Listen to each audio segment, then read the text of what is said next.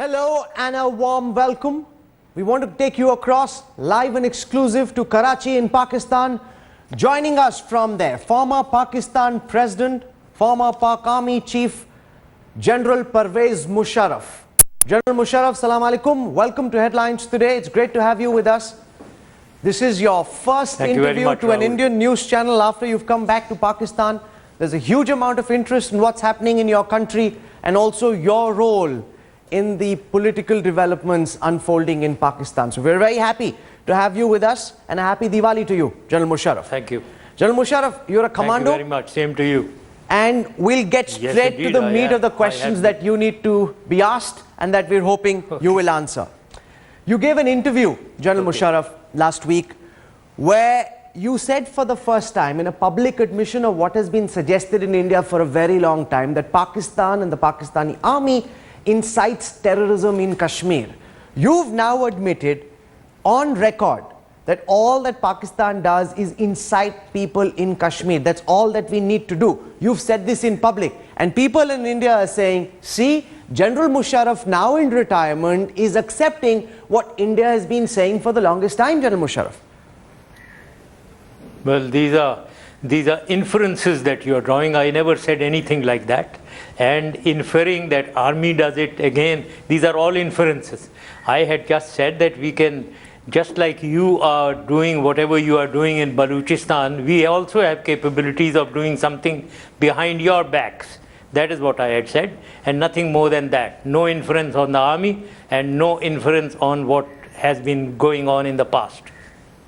Not just did you say that we can incite trouble in Kashmir, you also said that we can fight the Indian army not just along the border, we can also fight them behind enemy lines, indicating a public admission of the fact that there are people the Pakistani state, whether it's the army, the deep state, the ISI, have access to, who can be used to provoke India, fight with India behind enemy lines. Those were your words, General Musharraf. Well, Rahul, why do you take one-sided views? I have said, as I said just now, whatever you are doing in Balochistan, we also have similar capabilities, right? And you have a lot of instabilities behind your line. Certainly, there are a lot of insurgencies going on in Kashmir, and then in your east, Naxalites and Maoists. Then there are a lot of Ulfa going on. There's a lot of anti-state activities going on, which you are controlling with your armed forces and second-line forces. Similar situation is here. Now, what I have said is, certainly those instabilities are there. Like you are exploiting our instabilities in Pakistan, we have the capability of exploiting your instabilities also. So it is not a one-sided game. That is what I wanted to say. And I repeat, it's not a one-sided game. Please don't do it. The environment today in the world and in the region is to fight terrorism. And there are many forms of terrorism in Pakistan. We are fighting them. Two things, General Musharraf, very important. फौज ही नहीं, हमारे और भी source हैं. इन्हें सिर्फ incite करने की देर है. You know, you're admitting that there are deep sources behind enemy lines in India which Pakistan incites. Your words, sir. No, that is not the log ham. And what I have said is that there are people in Pakistan ready to sacrifice and go across. We have been actually controlling them not to do that. And we have been making efforts to control them, to go on the track of peaceful negotiations with India in my time. And that is why we were controlling. And these elements still exist, do exist. Let's face facts. And what I have said is that these elements are there. You have your instabilities behind, which are exploitable. So therefore, don't do what you are doing on our borders. Don't do what you are doing in Balochistan. Don't do what you are inciting within Pakistan, because we can respond. That is what I wanted to say. Sir, and I'm very proud of the fact that we have capabilities to respond.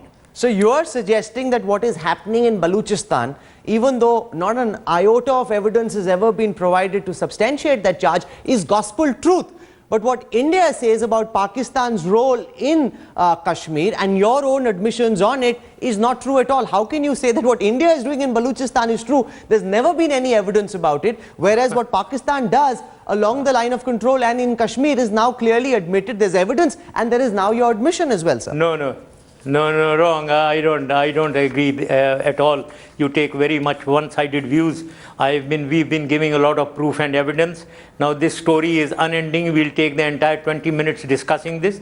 There is absolute evidence of your involvement. There is absolute evidence of your consulates in Kandahar and Jalalabad, what they are doing. There is absolute evidence of raw agent training camps on our borders, on the western border, along Kandahar, across Chaman. There is total evidence. So please don't think there is no evidence. So Chief Minister of Jammu and Kashmir, the evidence that you talk on Kashmir, one second, the evidence that you are talking of is as nascent as the evidence that I am talking of. So please understand that you also don't have any evidence of Pakistan involved. You will keep saying it, we will keep denying it. You will keep denying what you are doing in Balochistan, we will keep saying that you are. So this is an unending story.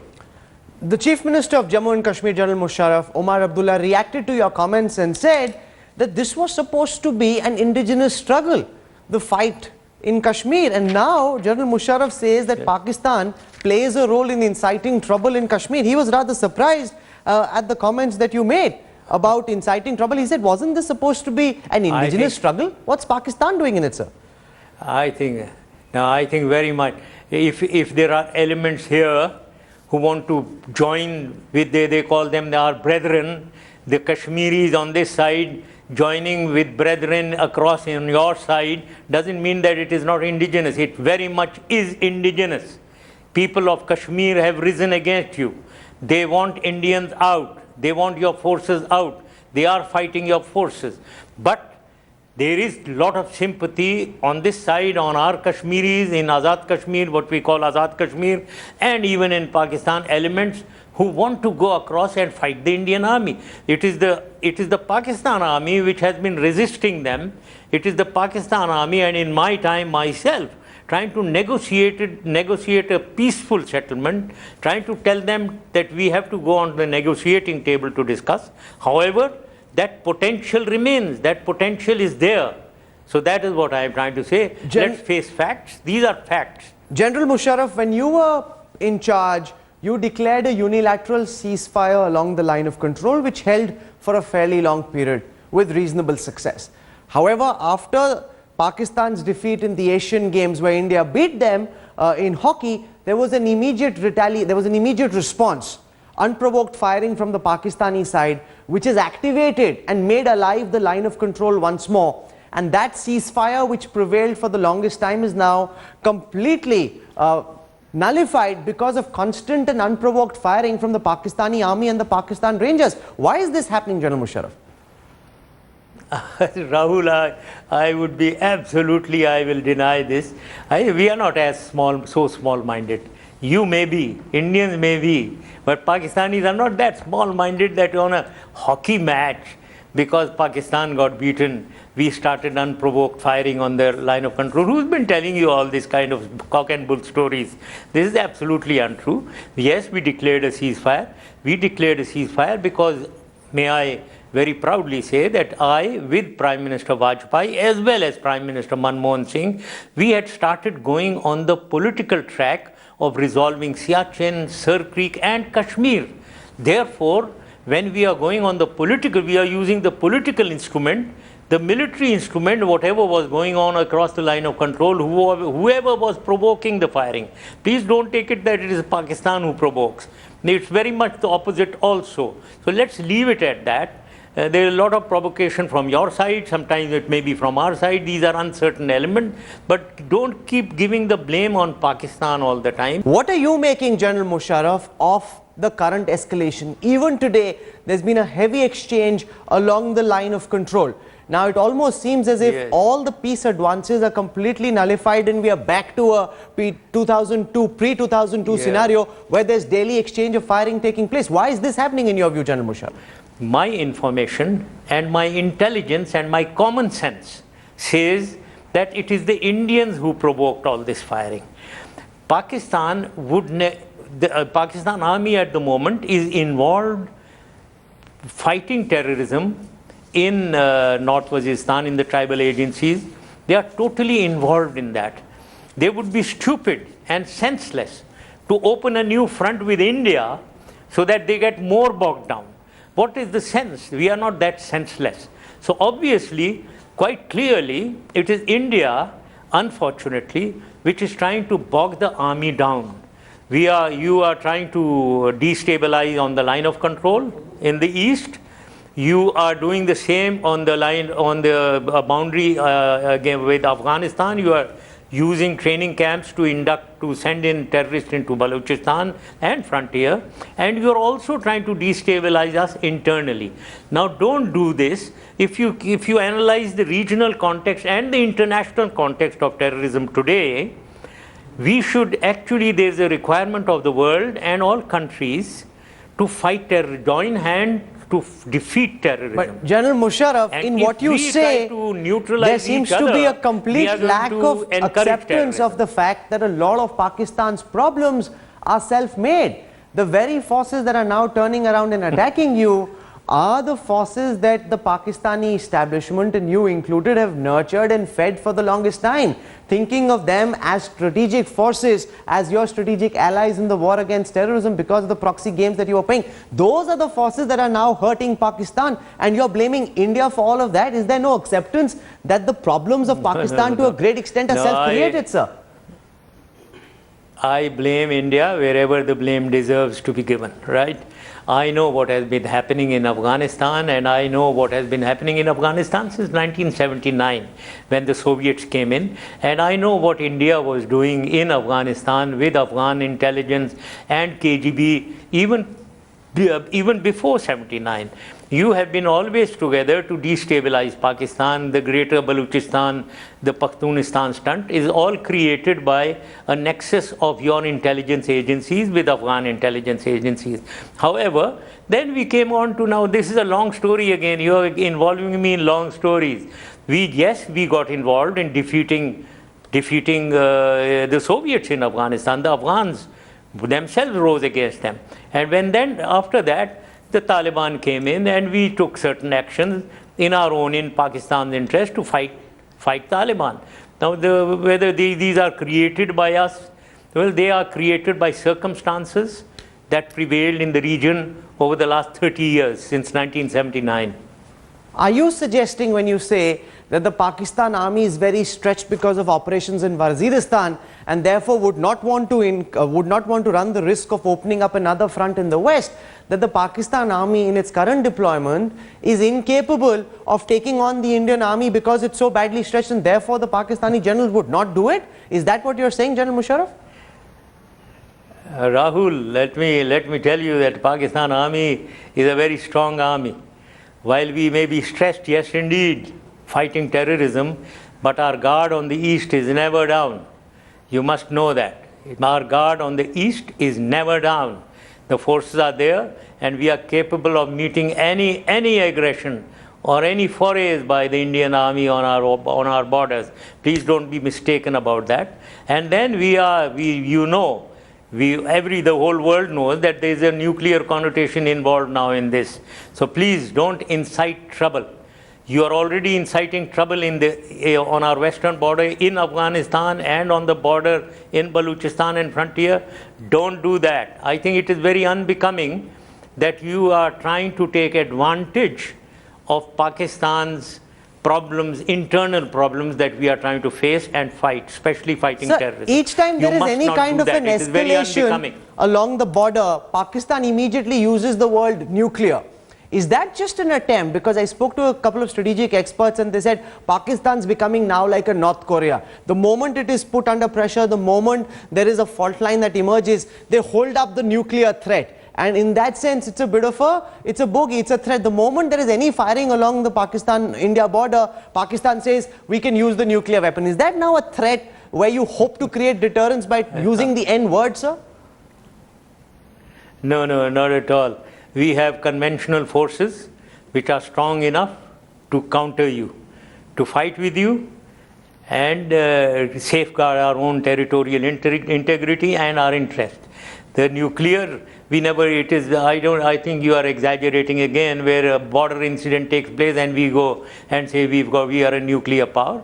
That is not the case. But you must also understand, when a military force, which is about 4 to 5 times more than our size, it is very brave of us to confront you still, but there is no doubt that you are about 4 or 5 times more in size than Pakistan military.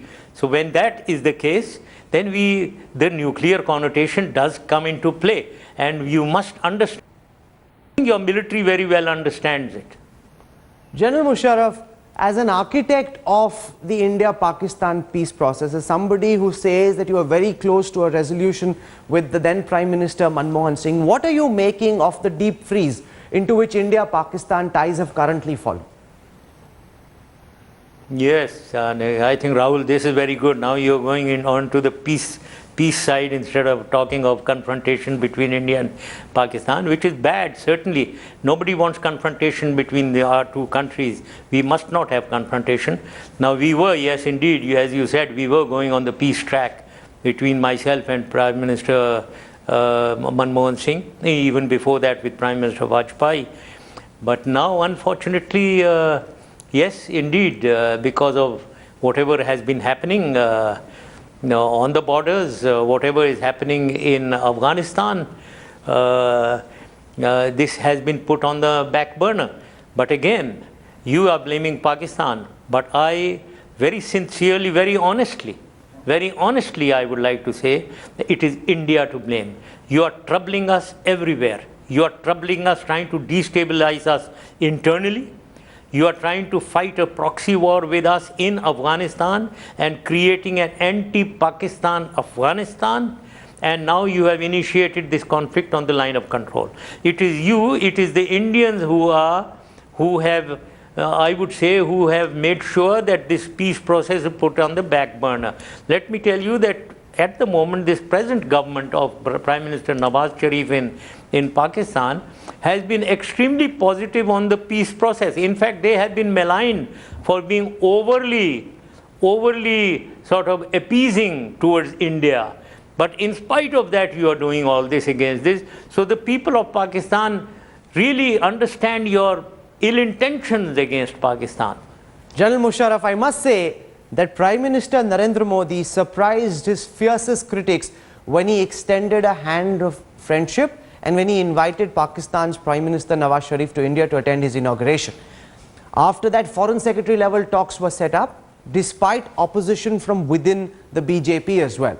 But Pakistan went back, despite the High Commissioner being told that a meeting with the Hurriyat is off the cards. You cannot meet with the Hurriyats and hope that the Foreign Secretary level dialogue will continue. The Pakistan High Commissioner went ahead and met with the Hurriyat leaders. Now that is a red line that the Modi government has said. It is Pakistan that crossed the red line. You surely cannot blame India for having cancelled Foreign Secretary level talks, because it is Pakistan that, despite being told that please don't meet with Hurriyat leaders, despite Nawaz Sharif not meeting with Hurriyat leaders when he was in India, the High Commissioner went out and did this, and Modi then had to react the way he did, because he'd already announced that he would do so if the High Commissioner went and met the Hurriyat leaders, General Musharraf. Prime Minister Modi is your Prime Minister, not Pakistan's Prime Minister. We don't get any dictation from him. We know his credentials. We know his anti-Pakistan credentials. Now, it may be a red line for you that people of Pakistan, Prime Minister of Pakistan or the Foreign Secretary should not meet the APHC. That is not our red line. We do not follow your red line. They must meet. I would say that Prime Minister Nawaz Sharif, when he went to India, should have met the APHC leaders. Why is that a red line? There is a dispute, internationally recognized by the United Nations. And we, myself and Prime Minister Manmohan Singh and Vajpayee, were discussing Kashmir. I used to meet APHC leaders every time. So why is there a change of heart?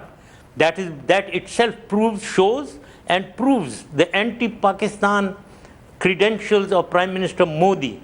Now, if that be so certainly it's a confrontationist course. He's taking a confrontationist course with Pakistan. So this red line that he's declared is confrontationist, certainly. It is not peaceful. And when you say that he had invited Prime Minister Nawaz Sharif, The Prime Minister Nawaz Sharif invited him to Pakistan. He didn't come.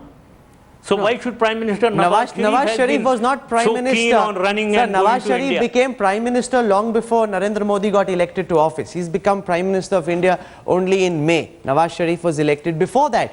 You're saying that Modi has confrontationist intent. Now you have no evidence again to back this. Remember, Prime Minister Modi is the one who invited Nawaz Sharif. All his speeches. I think let's not. If you deny something, if you call it sunlight outside and if you say it's dark outside, what can I say? He's been talking all over the world. We know his speeches. We know what he talks about Pakistan. His latest speeches of such aggressive speeches against Pakistan. I mean that they'll teach us a lesson and all that. These are, what are we talking, Rahul? I mean, let's not live in a fool's paradise. And we are also not asleep here. We are listening to what he says. We are seeing what he is doing.